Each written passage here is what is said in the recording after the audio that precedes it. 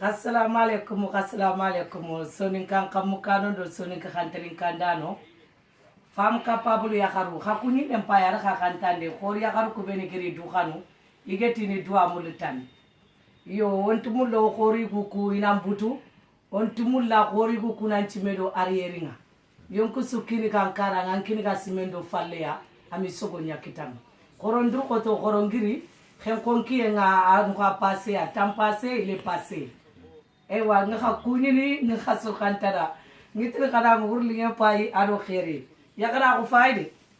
afai yakara ko fai khaya ga tagi yakare kemi gimo ko kongo am jere nga ko kada nga nanti tege ken kundo anu kundo ai iti angana mpabu nyaga khare be songona anga mukata khare ke songona sorongona nyiri na nyita kunu khare ke rakinga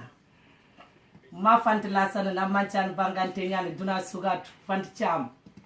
iyo jak mamod bomo ka khibaru lantu muqiran saka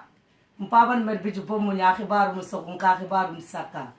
ibe ganti jak bomo tu wana wor video woni ngana tunanti kiana tege yakare kebe araga finyana aga fi kongo aga fi tu iyo explication tege ke maka ibe kana rangi tu no kebe geni keto on mane ce soir français ni Kenya dans ce soir le plus bon le plus bien kharwore afai kon ketun ko fona tire ifai de inda botide kaide ka kumede ifai iyo ibega na riane nga ku explication kinang parce que ngani ko kundu ini wutwa ai explication ke tege ke magni me amana tu khar ke wor butel ke khaya ke ni ke potilleme iyo ke potilleme to gono le matin allo matin bonhomme ketunka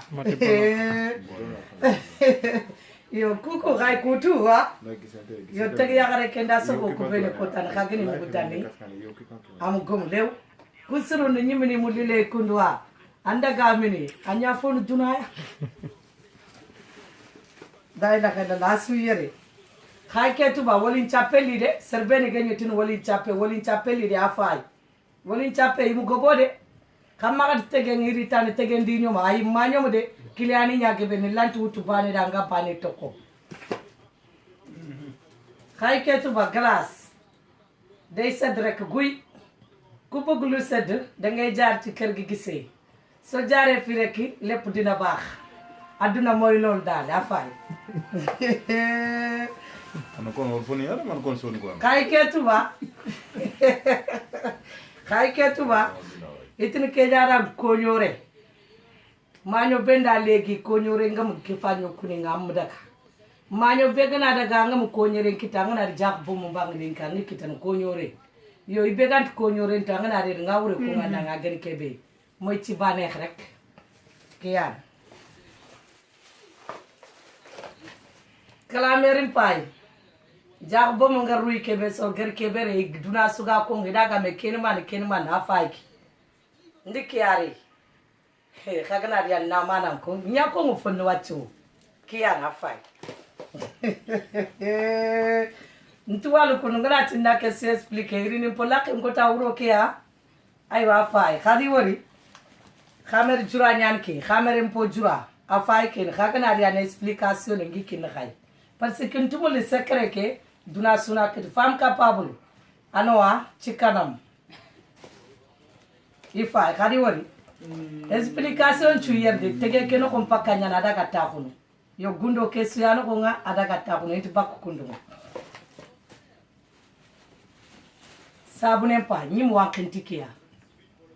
sabune nyan ke khamere ado goye ado alindake yo fota na mbega ikeni yugo na kanwata nangana wankite yugo nyan dambate nyatani suru mangan to tuna kan daga tani bogumeya gise anti gilanda daga tani bogume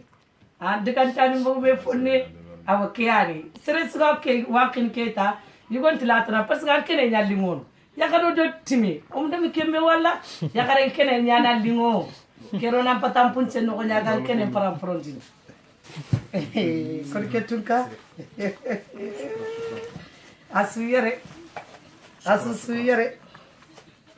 digi cempat kene digi cenya aga explication yere ntinti ko ngo kem pale ni muture dunya idi ga tele ay femme capable kagna yere na explication pogo mun tenkin khay na leer nañ comme lampe aduna non let yagaro on me ko son kay yagara ko hagri xen ko ndaga corona xen ko ngara yagare begati di xagnel londi fet sirenya kamanga ado yagara ko nganga ka yagara ko gantang yugo fili saka kama kanyenga ko do ken man sirol horongriya kali yerde yogo ni du to ko ni ti ko photo ke camera ay ti to ko ni ko kagana riani khadi wori kon khayelin ni manan ko yukul beq ko ato ko ni yukul beq kon ke bolo ata ko muteni kan man du ko jak bomu ay kadang francia kawa samba gisse ay kadang muderia grand famonte Mamadou Silla ay kadang leb dem Dakar Ndiaye ka bismillah bolum pay setalum pay tisali lomum pay sekre ngano ko nga mana ngano ko nga wolor ni ngano ko nga ibe ganari angana kebe kita ankalle nyana ndana daga aywa assalamu alaikum yakaru chat famum pay ado yakaru ndogu toru jak bom ibe ganari yakare sugamul ina to kurumbo nyanga takasono angana rien dans ta cassone parce que mpaka 50 ans jusqu'à présent je suis zen et que tu cas Khaili adresse 113 Blowal McDonald 113 111 ibega mula nari numéro téléphone qui am sanko 06 05 74 02 62